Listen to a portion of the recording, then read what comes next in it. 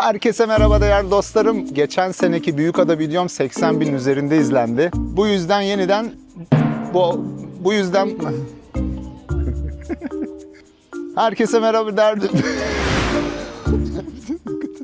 Herkese merhaba değerli dostlarım. Geçen seneki Büyükada videom 80 bin üzerinde izlendi. Bu sene de Büyükada'ya gelmeye karar verdik. Peki 2026 yılında Büyükada'da tatil yapmak ne kadara mal oluyor? Bütün detaylara yer vereceğim yine. Plajları gezeceğim, pansiyon ve otellere yer vereceğim. Yine her bütçeye uygun bir video hazırlamaya çalıştım. Plaj giriş ücretleri nasıl, restoranlardaki menü fiyatları ne durumda ve en önemlisi Büyükada'da bir gün geçirmek isteyen biri için maliyet ne kadar olur? Tüm sorulara cevap vereceğiz. Sen merhaba dedin mi? Merhaba. Eğer Büyükada'da tatil planlıyorsanız arkadaşlar bu video tam size göre. Başka hiçbir şey yapmanıza gerek yok. İnternet sitelerinde dolaşıp durmayın. Hadi gelin başlayalım.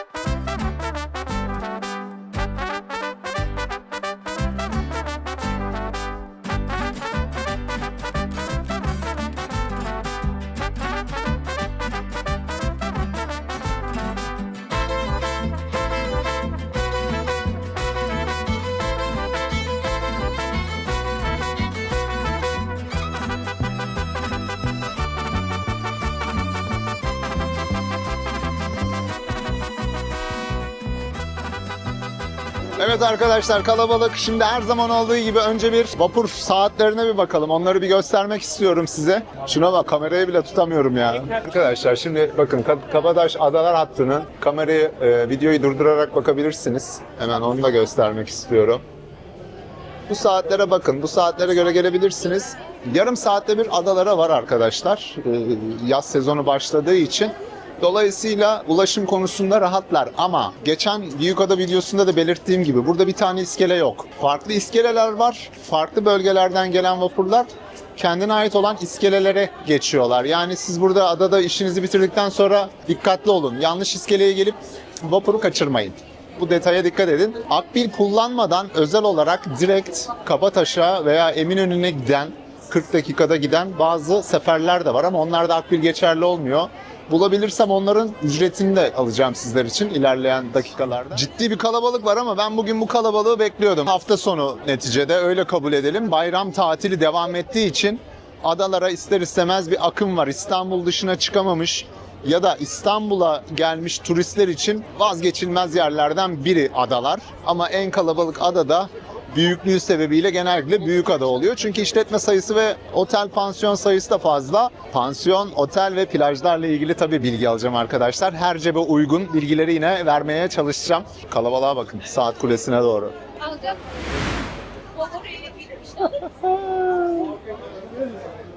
Dondurma sezonu açılmış. Hava çok güzel, çok sıcak. Evet kalkıyor. Adalar. Meydana doğru gidelim. Şu dondurma fiyatlarına bakalım ya ne olmuş. Arkadaşlar bir top 70, 2 top 120, 3 top 150. Tamam yeter. Yok hadi. Toplar nasıl? Topları bir görelim. 70. Sağ ol kral, kolay gelsin. Geçen sene 50 lira mıydı? Evet geçen sene 50. He. şimdi 70 lira. Burada her çeşit de var. Çok güzel. Sos da koyuyorlar arkadaşlar ücretsiz. Bu Dilim Pizza buraya yeni açıldı herhalde. La Pizza. Bu sene mi açıldınız? Kolay gelsin. Yeni mi açıldınız? Değil mi? Bu sene açıldınız. 3 dilim pizza hafta içi 18'e kadar 380 lira. 3 dilim. Pizzaları şöyle göstermek isterim arkadaşlar. Şöyle çeşit pizza var. Tek dilim almak isterse 140 lira. 140 lira tek Evet. dilimi. 2 dilim. 2 dilim bir içecek kampanyamız var 350.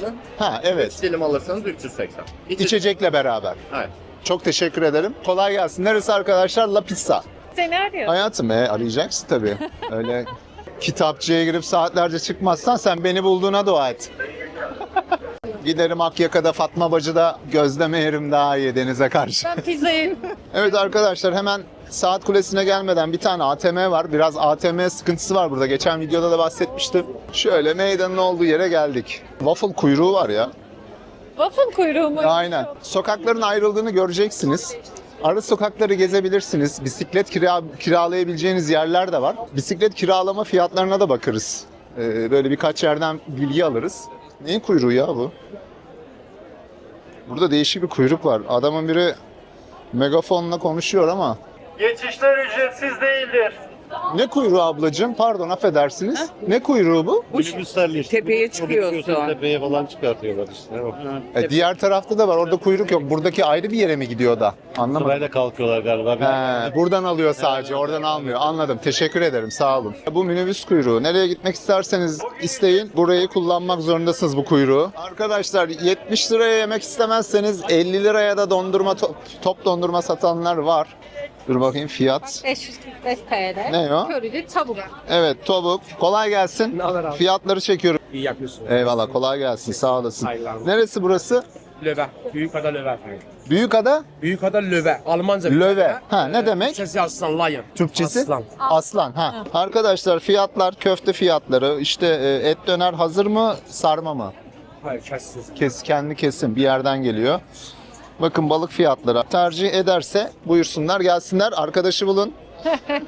Selamlar, saygılar. Yorulduktan sonra yiyebilir. Ha, yorulduktan sonra, yorulacağım diyorsun yani.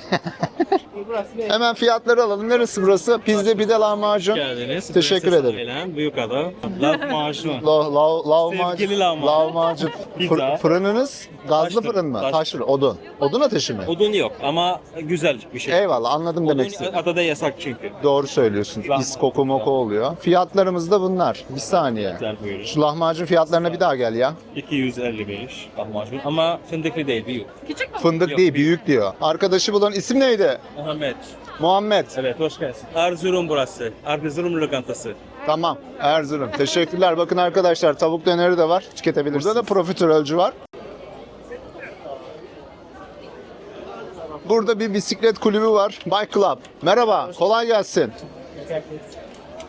Ne kadar kiralamalarınız? Saati 200. Saati 200, günü Günlükte de 700. 700 lira günlük. 200'e veriyoruz. 600'e veriyorsunuz. Standart her yerde aynı mı şu an? Yeterli. Bisikletler nasıl? Şimdi Ama denemen lazım. kimi çünkü şey diyor, bizim bisikletler şöyle de diğerlerinden daha iyi de, herkes böyle bir pazarlama stratejisi oluşturuyor ya. Kendi malını seviyor. Herkes Bence de öyle. Sen de seviyorsun ama sen bilmeden anlamazsın diyorsun.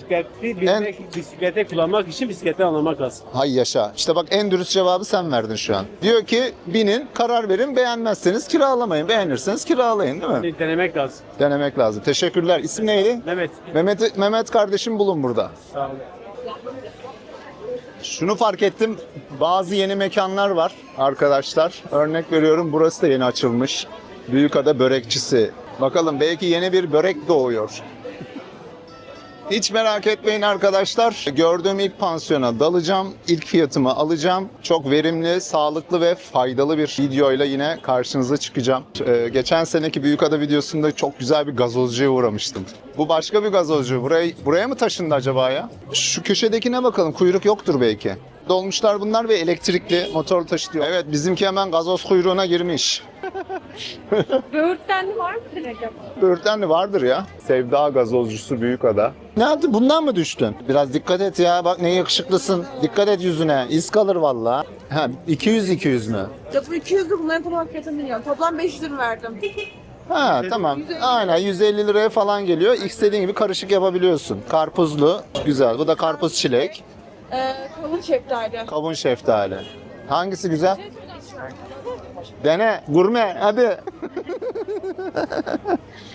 Tamam. Oo. Bence karpuz çileği beğenirsin sen. Güzel. Afiyet olsun. Şeftali de Yasemin. Nasıl bilmiyorum. Mesela Antalya, Alaçatı, başka Çankaya, her şey var burada. Bunları nasıl temin ediyorlar acaba ya? Hani Yaseminli gazoz da değişik. Şimdi tebrik ediyorum. Farklı bir damak tadı. Vallahi ben buldum. Bunu içmeden gitmem ben arkadaşlar. Bunu bilen bilir. Bunları ben içtiğimde ilkokuldaydım. O zaman vardı. Elvan. Şimdi sen neli içiyorsun? Kırmızı meyveli demiştim ama Ne? Bir sürü kırmızı meyve var. bir şeyler koyacağım dedi, içine koydum. Dur ben bir tadayım onu. Fotoğraf çekti, ondan sonra anne Karpuz var. Çok hafif. Şeftali var. En baslı şeftali Çilek var. geliyor. Karpuz, şeftali, çilek var. Elvan bulmuşken kaçmaz. Elvanın tadını nereden anlarsınız biliyor musunuz? İçtikten sonra geğirirken çok farklı bir aroma bırakıyor. Yemin ediyorum çocukluğuma gittim. Ama plasebo da olabilir. Belki elvan şişesinin içine başka gazoz koy. Ben şimdi demeyeyim öyle ya. Ben öyle bir kötü şey düşünmek istemiyorum. Bu elvan arkadaşlar. Orijinal elvan bu. Şurada Eski Bağ Butik Otel var.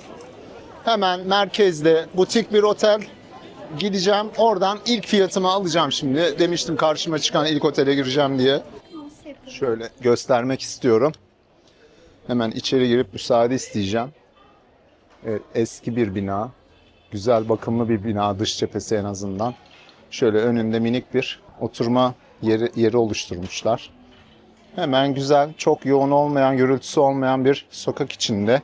Antikacının yanında. Şöyle girelim yavaş yavaş. Kolay gelsin. YouTube kanalı Büyükada'yı tanıtıyorum. Birkaç tane de pansiyoner vereceğim. Fiyat bilgisi alacağım. Yaz geldi. Dilerseniz tanıtırım. Herhangi bir beklentim karşı bir şey istemiyorum. Tamam, teşekkür ederim.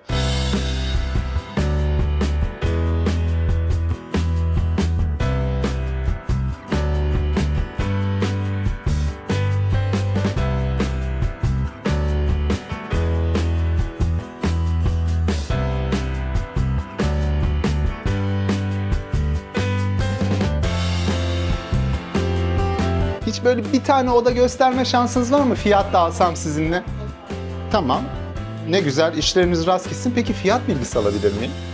Örnek veriyorum, bir çocuklu aile geldi. Yani o değişiyor. Yaz sezonuna göre Tamam. değişiklik gösteriyor. Çocuklu bir aile için şu anda 7.750 TL kahvaltı dahil oluyor. Dahil.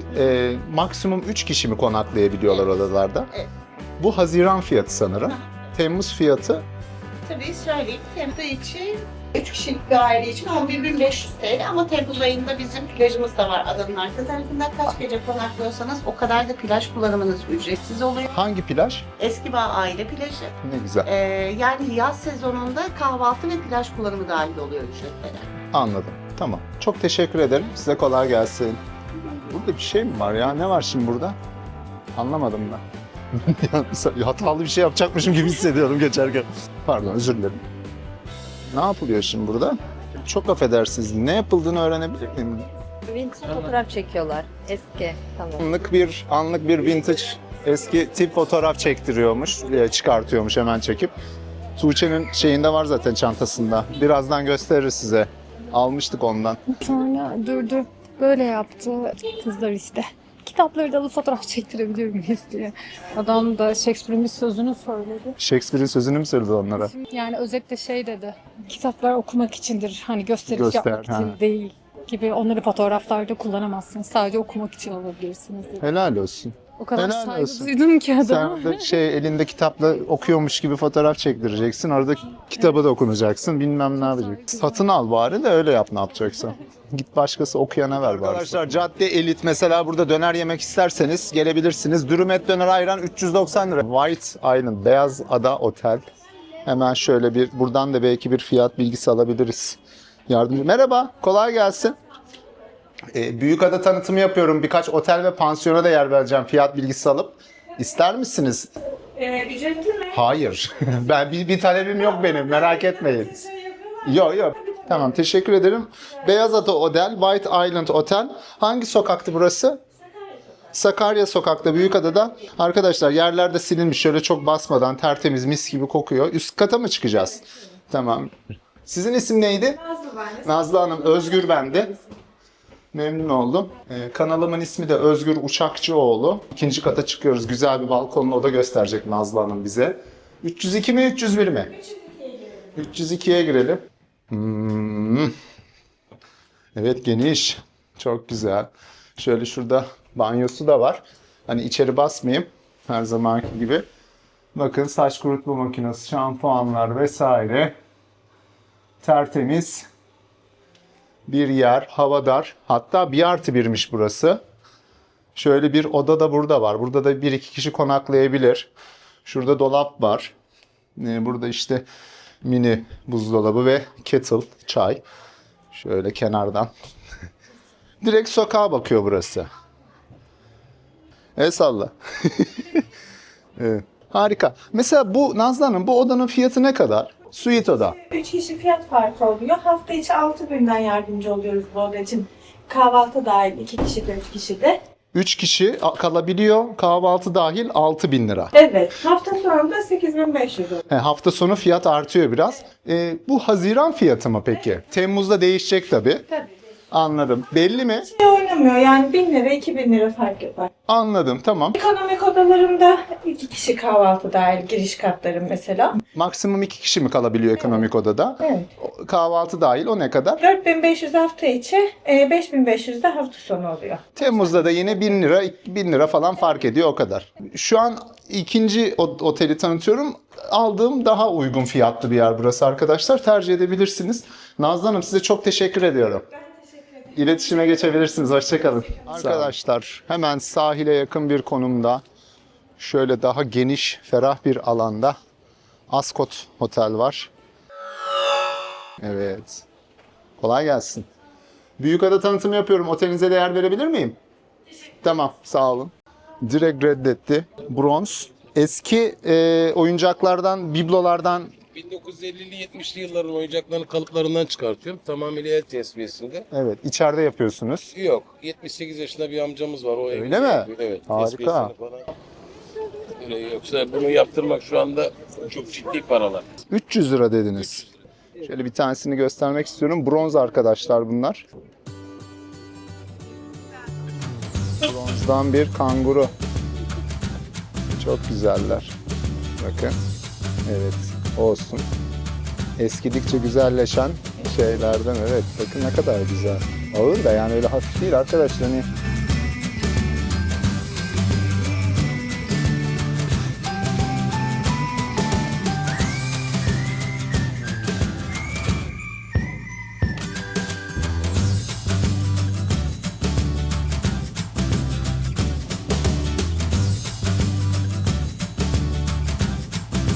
plajlara doğru bir gidelim bakalım. Birkaç plaj gezelim bir yandan. Yine karşımıza çıkan pansiyonlardan fiyat bilgisi alırız. Evet, Büyükada'nın o güzel evleri. Rengarenk. Çok güzel de çiçek kokuları geliyor. İskelenin olduğu yer hemen. Tabii biz sağdan devam edeceğiz. İskelenin arkasından yürüdük gibi düşünün. Çimlik bir alan oluşturmuşlar. Şunu alalım yerden. Yerden eğilip almaya üşenen millet. Yine sandalyenizi, masanızı alıp burada vakit geçirebilirsiniz arkadaşlar. Ne olursa olsun adaya gelince insanın yine böyle bir içi açılıyor. Hani bol yeşillik, güzel evler, deniz. Çekebilirim değil mi? Teşekkürler. Bir serenat isterim ama. Evet. Mesela Yalı Oteli düşünebilirsiniz. Sahile yakın bir yer. Ben geçen seneki Büyükada videosunda da yer vermiştim buraya. Fiyat bilgisi almıştım bir hanımefendiden. Kolay gelsin. Merhaba. Büyükada tanıtımı yapıyorum da birkaç otele yer veriyorum. İsterseniz yer veririm size de. Ücret falan istemiyorum. Fiyat rica edebilir miyim? Tabii kaç kişiydi? Bir aile mesela. Çocuklu bir aile düşünelim. Tabii. Hafta içi örneğin 2 kişi 4.000'den başlıyor. Hafta sonu cumartesi günü 6.000'den başlıyor. 2 kişi kahvaltıda. Kahvaltısız da 1.000 lira düşülüyor efendim. Kahvaltısızda da 3000'e geliyor. 3.000'e 5.000'e değişiyor. Hafta içi hafta sonu. Bu Haziran fiyatı tabii. Aynen öyle. Temmuz'da da bir 550 lira falan yükseliyor. Peki bir tane oda gösterme imkanınız var mı? Tabii. Bir tane odayı çekeyim en azından nasıl bir odaya geleceklerini bilsinler. İsim neydi sizin? Burak Bey. Yalı Otel'den arkadaşlar Burak Bey'i bulabilirsiniz. Şimdi bize bir tane de oda gösterecek. Deniz manzaralı bir oda. Şöyle. O tertemiz yalnız arkadaşlar, teferruatlı. Eski bir yalı burası sanırım değil mi? Aynen öyle. Tarihi bir otel. Tarihi bir otel. Ha, burada Çok oluyor. o terası var. Harika. İçerideki otellere, pansiyonlara göre sizin fiyat yine ucuz. İlginç. Arkadaşlar şu an yani 4000 lira 2 kişi kahvaltı dahil diyor. Bakın direkt deniz manzaralı bir otelde konaklıyorsunuz. Hemen şurada ekstra bir yatak var. Burada bir Tabii kahvaltı oldu mu fiyat artıyor. kişi başı ne kadar ekleniyor mesela? Atıyorum o oda yeri geldi 7-8 binde oluyor. Yeri geldi 10 bine kadar da çıkılıyor yani. Mesela 2 yetişkin geldi ama 3. bir arkadaşları var. Yatıyor. 4. kişi ek yatak atıyorsun. Ne kadar kişi başı fiyat 1000 lira mı artıyor? 1000 lira falan artıyor. Anladım. Teşekkür ederim. Burak Bey çok teşekkür ederim. Vakit ayırdınız. Sağ olun. Kolay gelsin. Duydunuz arkadaşlar. Harika bir otel. Ben otelleri gezerken bakıyorum denizin tadını çıkarıyorsun. Yalı Otel'den çıkıp denizden sola döndüğünüz zaman sahilden yine iskelelerin olduğu yere gidiyoruz. Maden dolmuşuna binip birkaç plaja doğru gideceğiz. Bazı plajların konaklama yerleri de var. Onların da fiyatlarını alırız. Bu sene mısır fiyatları ne kadar oldu acaba? 150 mi? Bir şey söyleyeceğim. 150 liraya mısır mı olur? He? 50 liraya 3 tane almıyor muyuz pazardan? Ben anlamadım şimdi. Evet. Yani Şam lokantası. Şöyle bir güzel bir lokanta açılmış buraya. Fiyatlar da standart. Self servis bir yer. Ve oldukça kalabalık bir yer. Göstereyim size. Evet, bir taze fasulye, 2 porsiyon döner, 2 ayran, 2 su. 1200 lira. Maden dolmuşuna binip plajlara doğru gidelim. Gidelim. Şöyle çok güzel manzarası olan bir plaja götüreceğim sizi. Ben de Plaj- kahve içeyim. Yani plaj sezonu açıldı mı açılmadı mı bilmiyorum ama işte koyuncan, kasap et derdinde ya da tam tersi fark eden bir şey yok. Evet arkadaşlar, Büyükada'da karşılaştığımız manzaralardan biri. İnsanlar böyle boşluk buldu mu hemen çöpünü falan böyle güzelim çiçeklerin yanına falan koyuyorlar. Biz de buna gıcık oluyoruz. Ama insanların hani bahçelerine, evlerinin önüne falan Evet, koyuyorlar. ne yazık ki. Ha kardeşim? Ben çıkarıyorum ya. Vay ayıpsın gel. Şekil yapmıyor. Ya yapıyor. Bir YouTube kanalı ya. Abi paket oldu. Eyvah paket oldun ha. Sokaklar genelde bu minibüs caddesine açılıyor. Biliyorsunuz burada birkaç saat önce inanılmaz bir kuyruk vardı. Burada ben akbilimi doldurayım. Çünkü dönüşte yine yetmeyecek. 4 numara maden. Beltur son durağa kadar gidiyor. Orada yol üstünde birçok plaj var. Oralara da bir göz gezdirelim.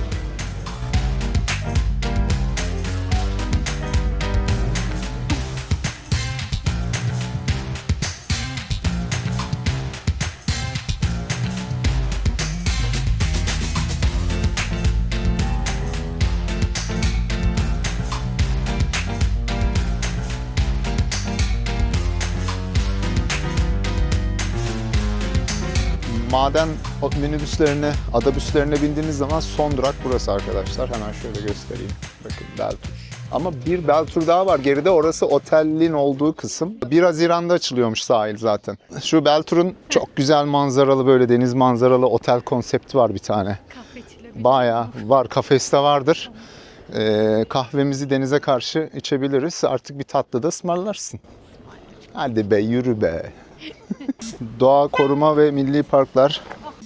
Şöyle evet arkadaşlar burası tam olarak neydi isim? Yani otel konsept ismi. Büyükada Yaşam Merkezi. Beltur Büyükada Yaşam Merkezi. Ben aslında geçen seneki videoda da yer vermiştim biraz arkadaşlar. Bir fiyat bilgisi almıştım ama içeriği detaylı çekmemiştim. Şöyle birkaç yeri, güzel alanı göstermek istiyorum size. Hani bu tarafta iskele bölümü var. İşte o konaklama alanlarının yerleri var. Havuzu olan adada, havuzu olan konseptlerden biri. Çok havuzla karşılaşamazsınız aslında adalar kısmında otelle. Buranın denizi temiz olan taraflar biraz arkadaşlar. Çünkü merkezden biraz uzaklaşıyorsunuz ve akıntının en azından biraz daha böyle, tabii şiddetli bir akıntından bahsetmiyorum. İnsanı alıp götüren bir akıntı değil bu. O yüzden rahat denize girebileceğiniz bir bölge. Konaklama yerleri buralar. Şöyle görebilirsiniz. Hemen bakın. Hepsi doğayla iç içe dizayn edilmiş. Yeşilliği bol. Yazın çok sıcakta bile serinliği olan bir yer burası. Suite odalar 1+1 şeklinde ya da tek odalı yerler. İçeride biraz yürümek istiyorum. Şu an hani otel kullanımı yoğunluğu biraz fazla. Yani odalar dolu gibi duruyor. Konsept bu. Hani birbirlerine bitişik değil. En azından aralarında bir 4-5 metrelik mesafe var. Konforu arttırır. Hemen bu yolu takip edeceğim. Yukarı çıkmadan sağdan aşağıya doğru sahile yaklaşmak istiyorum. Bakın odalar devam ediyor aşağıya doğru. Yani denize yaklaştıkça muhtemelen konaklama yerleri devam ediyor. Sahile yaklaştık. Tabii sahil şu an özellikle bu bilgiyi vermemi istedi Ahmet Bey. müsaademizi aldık. Gerekli görüşmeleri yaptı sağ olsun. Haziran ayında açılacak ama tam tarih vermedi. O yüzden benden de vermemi istemedi. Biz dedi bunun açılışını, sahilin açılışını zaten duyurusunu yapacağız dedi. Siz ama Haziran ayı olarak bilin. Fakat bu sahil için söyledim bu bilgiyi. Konaklama için kullanabilirsiniz tabii. Sahil düzenleniyor şu an.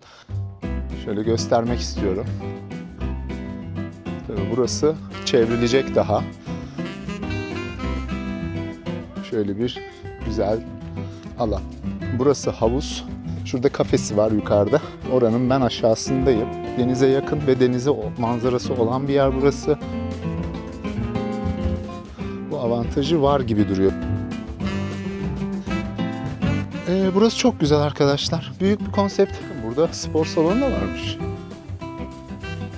Buyurun. Ben bunu bilmiyordum. Gezdikçe otelin özelliklerini alabiliyorsunuz, görebiliyorsunuz. Bakın restoran bölümleri, çok güzel dinlenme alanları, çardak alanları var. Ya yeşilliğin içinde olunca zaten gerçekten insan iyi hissediyor. Denizde de bütünleşince arkadaşlar güneş kafaya vurunca biliyorum rengi biraz tuhaf görünüyor ama inanın kameradan öyle. Burada da hala bu konaklama alanları, odalar her bir bölüme numaralandırılmış ki kolaylıkla kalacağınız odayı bulabilirsiniz. Aşağıdaki odalar deniz manzaralı ve yeşil olan odalar. Arka taraftakiler evet ormanı görür fakat denizi kısmi görür. Derli toplu, hiç çöp yok. Tertemiz, yürüyüş yoluna tekrar çıkıyor. Burada belki misafirleri götürüp getirmek için küçük golf araçları kullanılıyor olabilir. Hani yürümemeleri için, ağır eşyaları olanlar, valizleri olanlar için. Yürüyelim şöyle. Bakın böyle minik odalar da var. Güzel bir konsept. Fiyatlar hakkındaki fikirlerinizi lütfen yorumlara bırakın. Konakladıysanız da bırakın. Çok önemli fikirleriniz. İsminiz neydi? Ahmet. Ahmet, ben de Özgür, memnun oldum. Şimdi Ahmet Bey yardımcı olacak bize. Bir bakın fiyat bilgisi alalım. Hani bir iki odanın fiyatını alsak yeterli. Kolay gelsin. Merhaba, hoş geldiniz. Teşekkür ederim. Bir iki odanın Haziran ve Temmuz fiyatını rica edeceğim sizden. Takipçilere göndereyim ki en azından bir faydası olur. Şöyle söyleyeyim. Şu anda 2 kişi konaklama yapıldığında standart odalar 8.500'den başlıyor. Haziran, Temmuz, hafta içi, hafta sonu fiyatlar bu şekilde. Kahvaltı dahil mi buna? Kahvaltı, havuz, plaj sezonu açıldığı zaman hepsi içinde. 8500. Maksimum 3 kişi konaklayabiliyor sanırım. Bu odalarda 2 kişi. Balkonlu isterseniz Tamam. deluxe'ler 9.500 lira. Bu odalarda maksimum 2 kişi. Tamam. Çocuklu aile olursa O mesela zaman suite alınması gerekiyor. Tamam. Odalarda 3 kişi 15.000'den başlıyor. yine kahvaltı dahil diğer imkanlardan da faydalanabiliyor. Sabit dahil. Suite odalar 1+1 mi? 1+1. Ebeveyn yatak odalı. Bir odada çift kişilik yatak, öbür odada açılabilir sedir yatak. Oda açıldığı zaman orada da 2 kişi yatabilir. Tamam. Çok teşekkür ederim. Çok sağ olun. Kolay gelsin. Bu arada takip ve beğenilerinizi bekliyorum arkadaşlar. Oldukça emek harcıyoruz videolara. Desteğinizi esirgemeyin lütfen. Teşekkürler. Evet, Beltur Yaşam Merkezi'nden çıktık. Çok keyifli bir yer. İlla konaklamanız gerekmiyor. Dışarıdan gelip denize karşı bir şeyler yiyebilir, çay kahve içebilirsiniz. Beltur'un kafesi burasıymış arkadaşlar.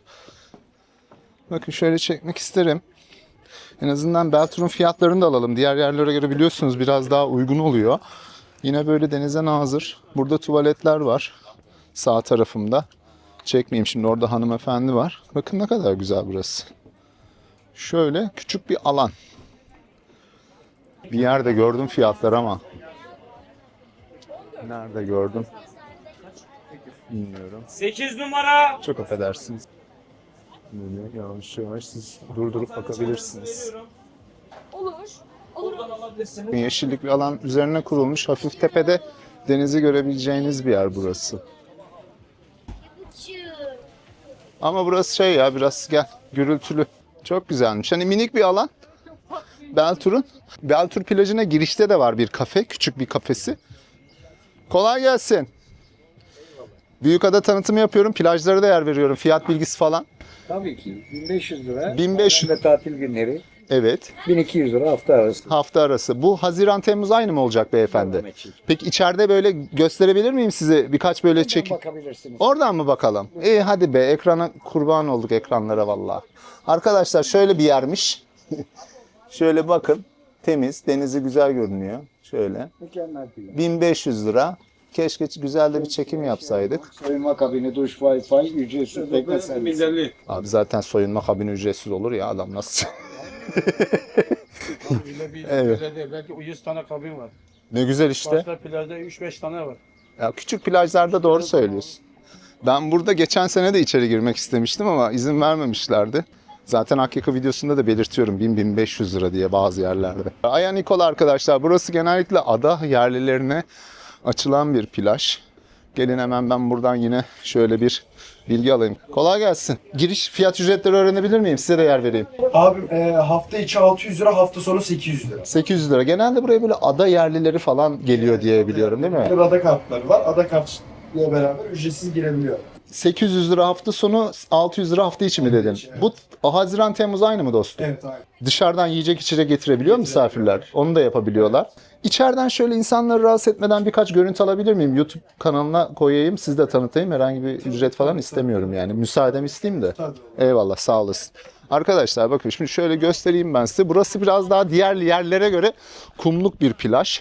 Hemen sol tarafımda soyunma kabinleri ve tuvaletler var. Buradan düz bir platformdan kumsal alanına giriş yapabiliyorsunuz. Nihayet şöyle bir plaja ayak basabildik arkadaşlar.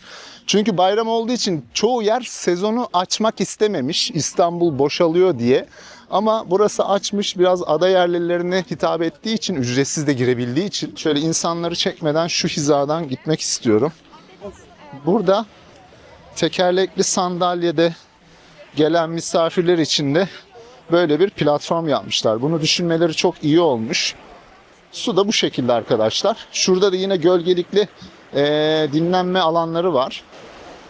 Hemen şöyle güzel bir kumsal burası. Geniş bir kumsal biraz. Şöyle rahatlıkla buradaki şezlongları kullanabilirsiniz. Fiyatlar diğer yerlere göre biraz daha uygun. Dışarıdan yiyecek içecek getirmeniz de bir avantaj tabii. Senin. Olur abi. Onur kardeşim bulun. Teşekkürler. İşin rast gitsin. Aya Nikola Kilisesi diyecektim ya. Sahilinin yanında da şöyle bir adalar müzesi var. Farklı yiyecekleri, içecekleri bulabilirsiniz. Ben bu müzeyi gezmedim arkadaşlar ama öneririm. Gezin.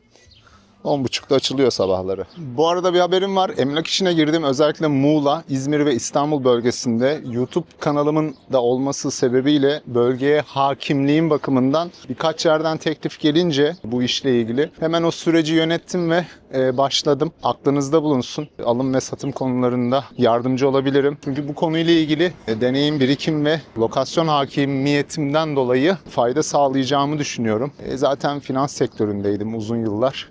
Pazarlama ve satış kabiliyetlerimi ve YouTube kanalımı emlak sektörüyle birleştirdim ve harmanladım. Hem içerik üretme hem bunların pazarlanması konusunda farklı stratejilerim var. Doğru kişiye, doğru yatırımcılara, alıcılara ulaşma bakımından sizlere yardımcı olabilirim. Bunu değerlendirin. Teşekkürler. Biz burada geçen sene kaldık.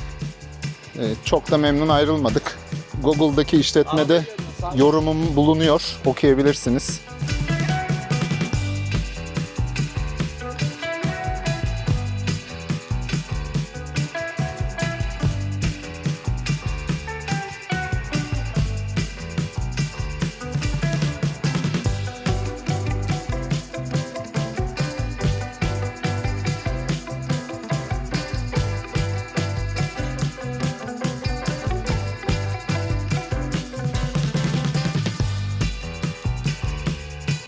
Şimdi biz bir şey söylemek istiyoruz.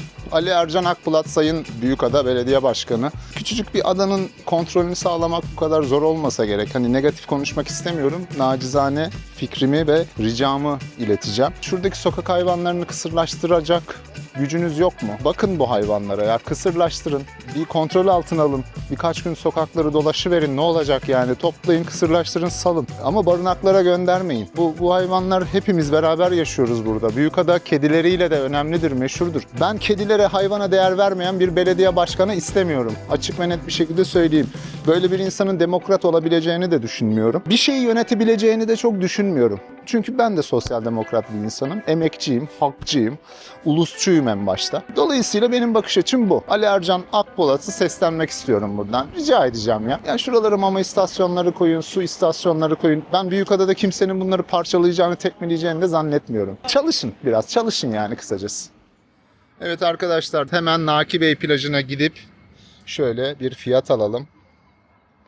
Saçlarımı nasıl mahvettiğini izleyicilere aktarır mısın? Arkadaşlar şimdi benim zamanla saçlarım daha da çok beyazlaştı. Hatta beyazlama seviyesini geçti, sararmaya başladı. Bu durumda beni biraz rahatsız ediyordu. Çünkü böyle aralara böyle minik minik siyahlar, hani böyle minik minik siyahlar atalım istedik ki biraz daha hani toparlasın saç diye. Ben boyarım dedi. Geldi bulamaç yaptı. Koyu kahverengi oldu, açık bir renk. Ama bilmiyordum beyazın üstüne koyu kahve. Güneş vurunca da yeşil oluyor falan. Yani 45 yaşındaki adamı ne hale getirdi? Aşk olsun, şimdi ben tekrar saçımı siyaha boyayacağım. Seninkileri de bununla. Yok ha, istemez. Dokunma benim kafama artık. Şöyle Naki Bey plajındayız. Naki Bey plajı aile ve çift plajı. Süper. Tesisimize kadın erkek eşitliğine dikkat edip öyle alıyoruz. Kişilerin ve misafirlerimizin rahat etmesini sağlıyoruz. Dam kelimesini kullanmadığınız için teşekkür ederim. Rica ederim. Şöyle Sağ buyurun olun. isterseniz tesisimizi daha yakından görelim. Tesisimizin Haziran ayı boyunca kişi başı giriş fiyatı 1000 TL, hafta sonu ve tatil günleri 1200 TL. Peki bu Kadir Bey, Haziran ve Temmuz aynı mı? Sezon kapanana kadar bu fiyat. Şu anda aynı değil. Haziran sonunda bakacağız ve misafirlerimizi ve Büyükada'nın iskelesinden şu anda görmüş olduğunuz tekneyle alıyoruz ve getiriyoruz. İskeleden getiriyorsunuz. Evet, akşam da geri götürüyoruz. Ve bunlar fiyatın içine dahil oluyor. Yani fiyatın içine ne dahil? Duş, şezlong, kabin, şemsiye, minder, tekneyle gidiş geliş hepsi fiyatın içine dahil oluyor. Kumsal plajdır. Zaten deniz Sedef Adası'na, Naki Bey Sedef Adası'na bakar. Denizimiz şu anda havuz gibi. Çocuk yerlerimiz de var. Şu kenarda onu da çekmiştim geçen sene.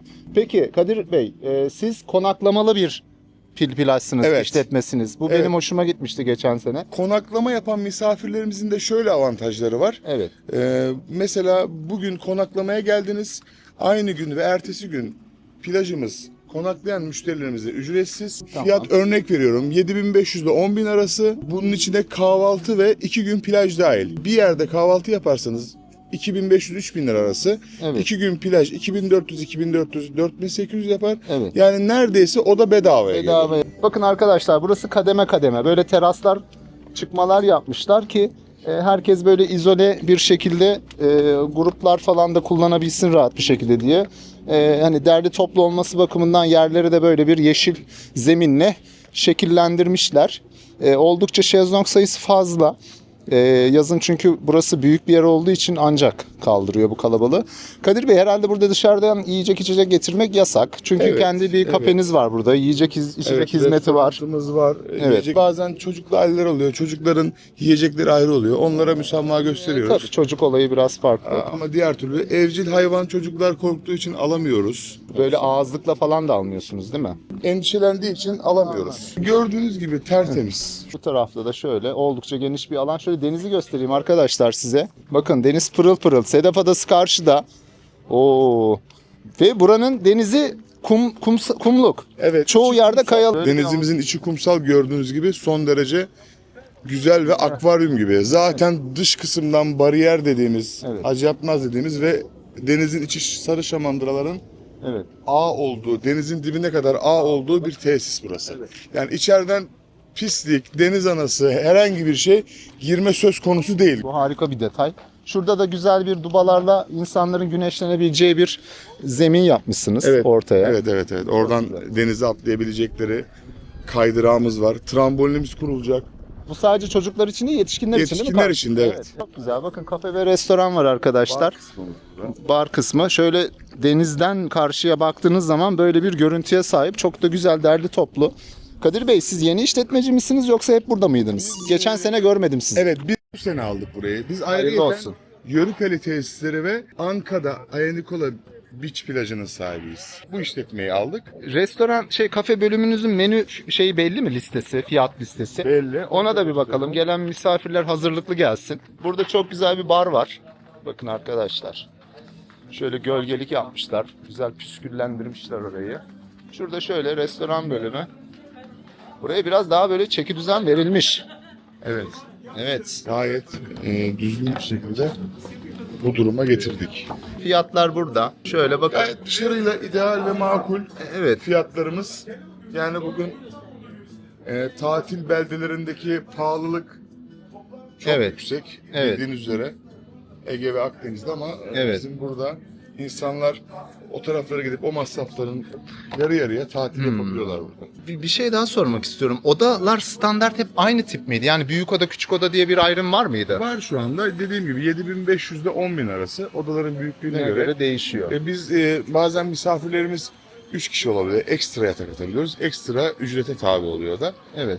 Kişi başı ne kadar ekleniyor mesela? Yani 3. kişiye He. 3.000 TL gibi bir ekstra yatak atıyoruz. Bu plajı diğer plajlardan ayıran bazı özellikleri ben görüyorum. İşte denizin içinin kumlu olması, buradan herhangi bir pisliği gelmeyecek şekilde ayırmanız, işte farklı platformların olması yukarıda. Hem barın hem restoranın ayrıştırılması. Burası biraz daha diğer yerlere göre çok katmanlı ve kullanımı kolay. Evet. Bunların dışında bir özelliği var mı? Sizin gördüğünüz, gözlemlediğiniz. Niye burayı tercih etsinler? Buraların en büyük özelliği fiyatların içinde insanların buraya gelmesini sağlayacak teknelerimiz.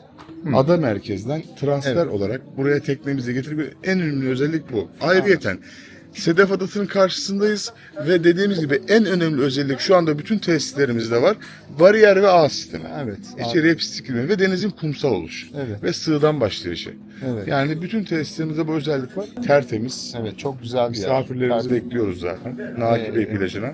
Daha burada şöyle bir revir bölümü var. Hani yaralanan, tabii umarız kimsenin başına gelmez. Ufak tefek böyle kıymık batması tarzında şeyler oluyor insanların ayağına. Tabii hemen doktor ve arkadaşlarımıza müdahale ediyoruz burada. Çok burada güzel. emanet dolabımız var. İnsanların değerli eşyalarını emanete alıyoruz. Kilitli bir şekilde.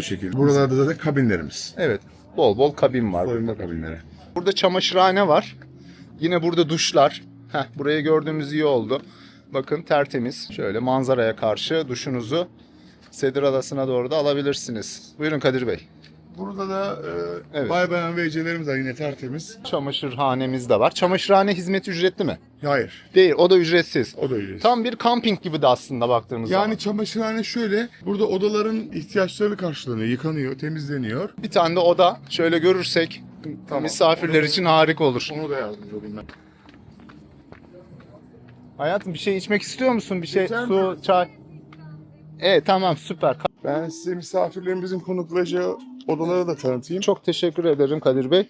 En azından misafirler nasıl bir odada kalacağını bilsin. Misafirlerin şöyle bir özelliği de var. Evet. Kişilerin kendine ayrı ait olan şezlongları ve şemsiyeleri de mevcut. Odaların önünde. Faydalı. Direkt odasının önünde. Direkt kendilerine ait. Şöyle bakın arkadaşlar. Buradan aşağıya hani kalabalık olursa... İsterse aşağıya da gidebiliyor ama isterse burada da güneşlenebiliyor. Peki örnek veriyorum, yemek yemek istedi. İlla aşağıya gidip yemek zorunda mı? Buraya bir ücreti karşılığı servis var mı? Ücrete gerek yok. Biz hizmet de yapıyoruz. İnsanlar yorulmasın, keyfini çıkarabilsin diye. Burada da servis yapabiliyoruz. Tabii, çünkü taşıması riskli olabilir kendi için. Bunun işini bilen personel var. Bu konuda yardımcı oluyoruz. Yani odamız. Şöyle göstereyim. Harika, teşekkürler. Bir adet banyomuz. Bir adet banyo var. Klimayla ısıtma, soğutma. Güzel bir televizyon ve dolap koymuşlar. Şöyle bakın. Banyolar, şampuan çeşidi, işte kurutma makinesi falan. Bütün her şey var. Şöyle bir manzaraya doğru, değil mi Kadir Bey? Evet, buyurun. Şöyle bir manzaraya doğru Sedef Adası, doğru. Sedef Adası. Harika ya, deniz. Buranın suyu güzelmiş. Güzel, tertemiz.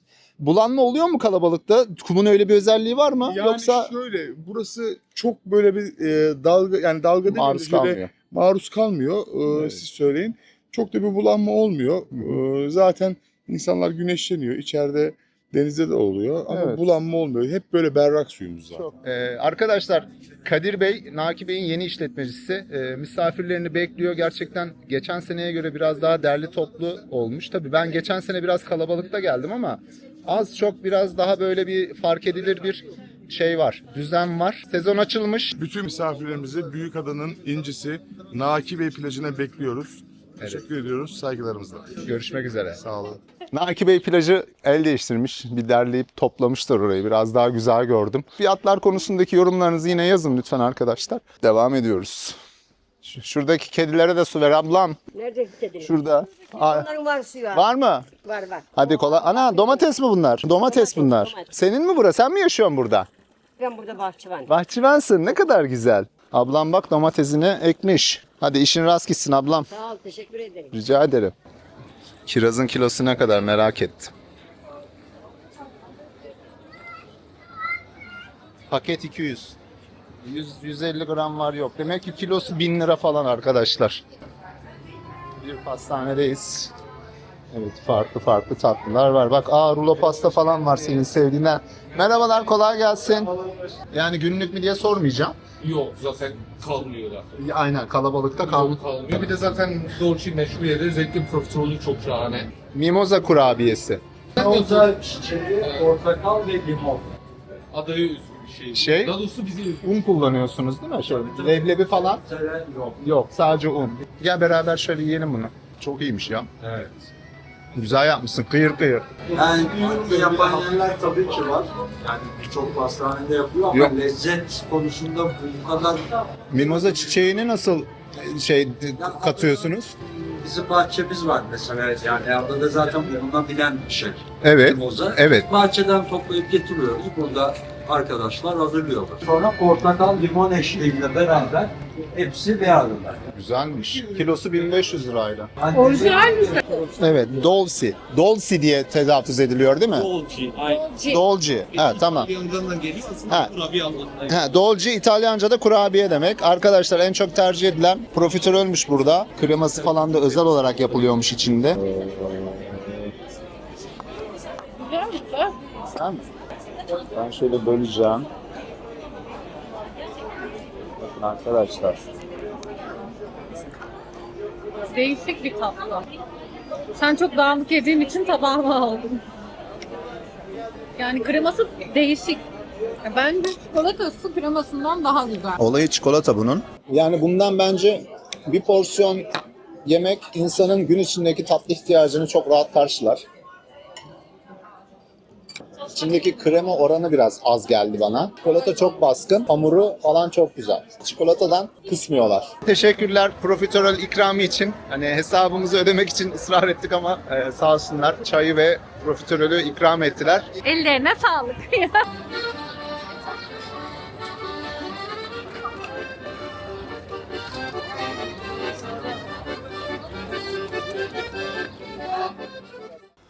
Umarım videodan çok keyif almışsınızdır arkadaşlar. Faydamız dokunmuştur. Takip ve beğenilerinizi bekliyorum. Televizyonlardan değil de telefondan Hype özelliğini kullanmayı da unutmayın. Hepinizi seviyoruz. Hoşça kalın. Bay bay.